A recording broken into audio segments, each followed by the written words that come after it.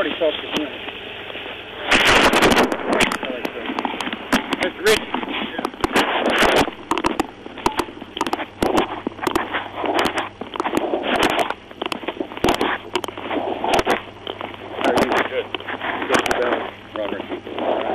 What happened? Well, earlier I went and got my truck from my wife, and she called a couple of times. I was asleep, and then the door opened up and somebody was screaming and hollering, and I heard a loud rumbling noise, you know, in the truck. And I came outside, and she was out here screaming, "Motherfucker, we're here to kick your ass, you son of..." They were drunk, I think. And, you know, I didn't know who they were, what it was in there, you know, and I came out and I had a .22 by the door, and I just shot them. They got in the truck, peeled out and left. I said, "Y'all get out of here, you motherfuckers," you know, and they left. You don't know whose truck it was? I think it was her boyfriend, because they were in the mobile home park is where I got my truck. I've been looking for it for about a week. And my lawyer said, you know, if you find it, get it. You know, he said you can't take it from her, you know, from where she's staying. But if it's somewhere, you know, that I can get it. So I did. Have y'all filed for divorce? We have. Okay. What, go ahead. Is it final? No. Okay. But she has a house. This house is mine and hers. We built it. Her dad died a few years ago. She had a house in Hollywood, and she lives in it over in Section 5. Okay. With her and is there anybody else here? My son. Okay. My oldest son. Is he up? Yeah, he's up now. Okay.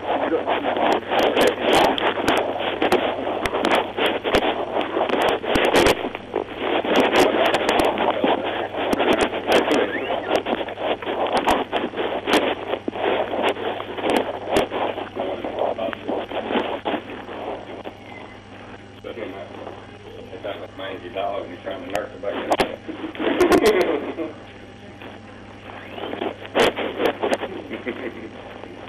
Looks bad now, you still talk to you days ago.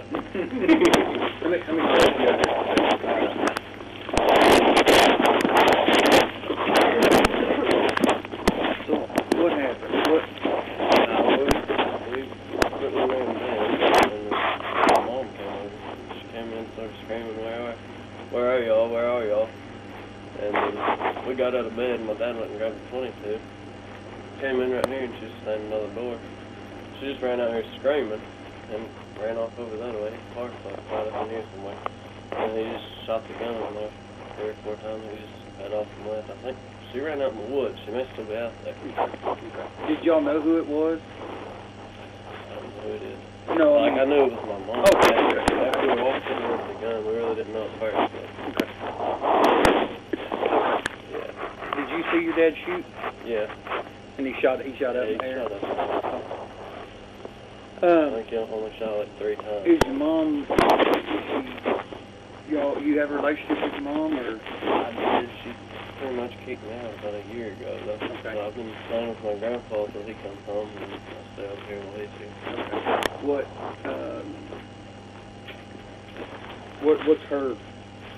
What's her deal? I mean, has this been a bad divorce? Yeah. Okay. I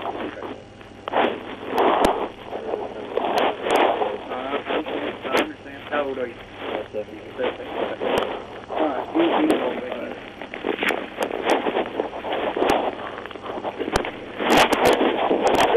County. I'll be out a little bit. Here, Parker.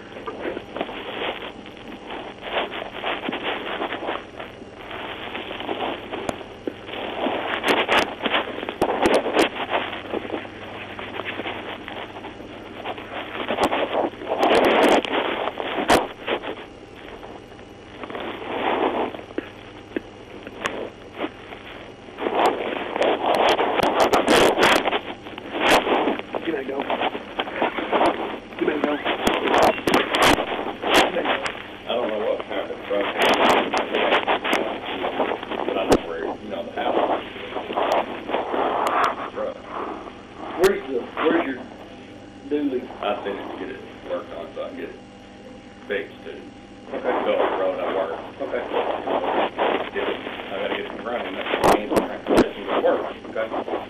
insurance adjuster, and I travel all over the country. Okay. And I got a 40-foot fifth wheel I pull with. Okay. That's actually where I live, and most of the time my fifth wheel. Okay. And So when did you go get the truck? it was probably 1 o'clock. No, it was probably 12 or 1. Wasn't it? Tonight? Yeah. Okay. Okay. Yeah. All right, y'all. Let me get some information. You have your ID on you? No, I don't want to take it out.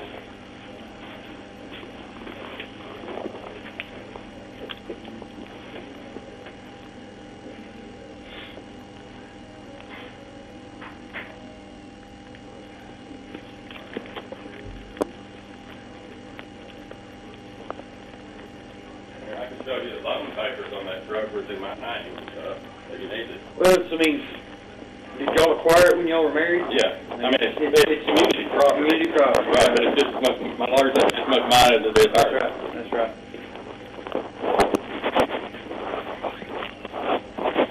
Right, you back off. Yeah, what? How you doing? Pretty good. Pretty good. How you, sir? Good. How you doing? Good, good. Ron Ritchey. You got the car? Got me.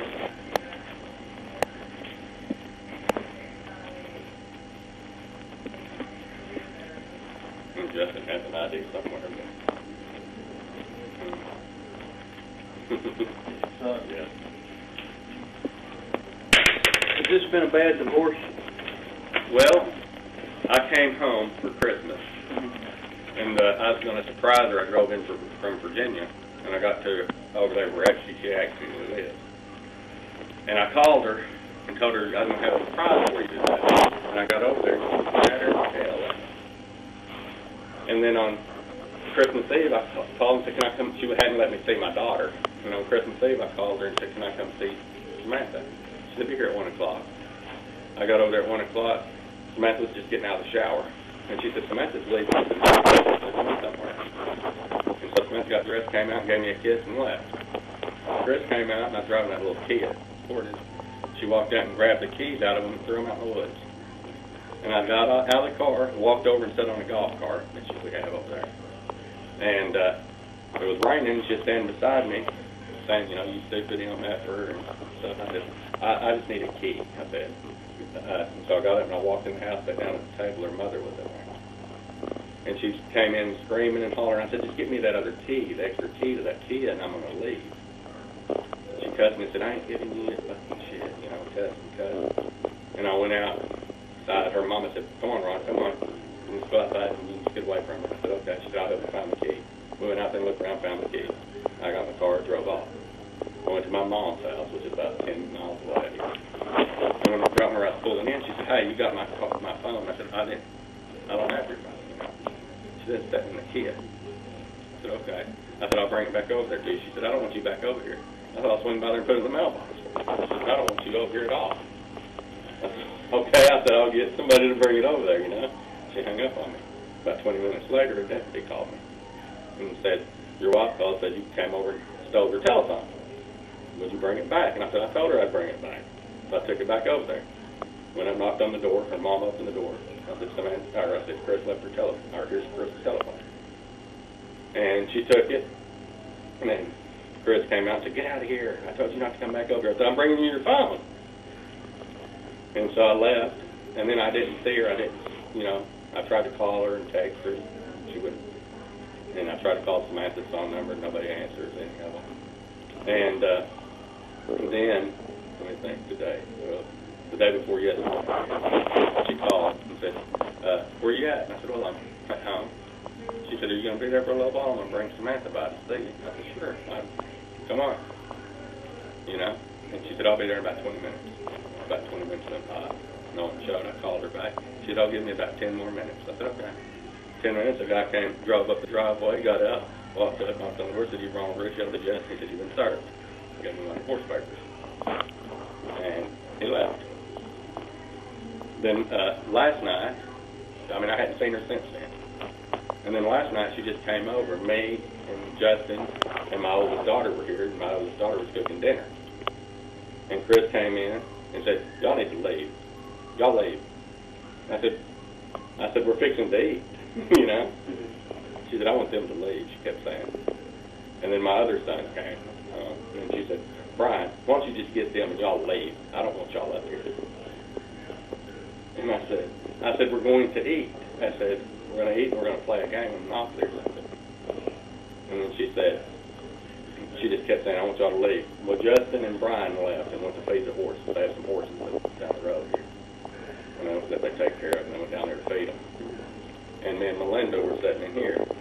And I went in there to check on the food, and Chris was sitting in here. She came in and sat down. And she looked over at Melinda and said, why are you here? Your dad's not good. He hasn't been there for you. He's never home. He doesn't like you. And she said, quit acting like a bitch. And I went in there then and said, come in here and help me, Melinda. And Melinda got up, came in the kitchen. Chris got up and went outside. This was sitting out there probably 30 minutes later. Justin came back home to eat. And she was still out there, and about 10 minutes later, or 5 or 10 minutes later, a deputy pulled up. And she said, I want them to leave.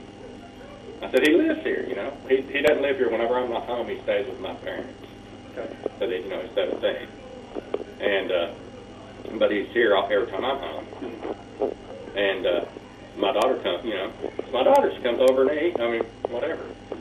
And she kept trying to tell the police, the deputy, that she wanted Melinda to leave or arrested or something for saying she was a bitch. And the deputy said, well, there's nothing we can do about that. You know, maybe if we were in a public place or something, he was explaining it to her. And then he said, I said, well, she has a place she goes to. She said, that's my mother's house. I don't live there. I live here. I said, you're there all the time. And that dog was there, you know. And the deputy said something about the dog being kind of bony or something. She said, yeah, I don't know where it came from. It was just here a minute ago. Pretty bony. Yeah. I said, well, he's had it for 4 or 5 days up here trying to fatten it up. It was a stray dog. I don't know if we farmed it and everything. I don't know what it's going to do, but. And I said, we had it for 4 or 5 days. You know, she hadn't been here to see it. So, you went and got the truck. Well, the other day, I owned several lots out of Holly Lake. And I owned several mobile homes over there. Slum, Florida, I guess they call them. But it was about 4 o'clock, somebody called me and said, well, my truck was sitting over at one of my units. And nobody lived there. And so I got on the phone and I called and said she was all right or what was going on. And it rang with the voicemail. The next time it rang twice, I heard, you know, then it went dead. And I said, well, I don't know, maybe she was asleep and punched it. So I called it back, the phone was off. So I drove over there. Sure enough, it was sitting there. And I looked around and went in that mobile home. Nobody was there, nothing going on. So, you know, I left, went the next, the morning, about 9 o'clock, I went over to her mother's house to see, you know, I didn't want to go there and bang on the door and wake them up at 4 o'clock in the morning. And I asked her, you know, if Chris was there. She said, oh, no, she's been going over and staying at your house with you. And I said, she wasn't there, and the truck is over in the mobile home park. It's sitting there. And then her mother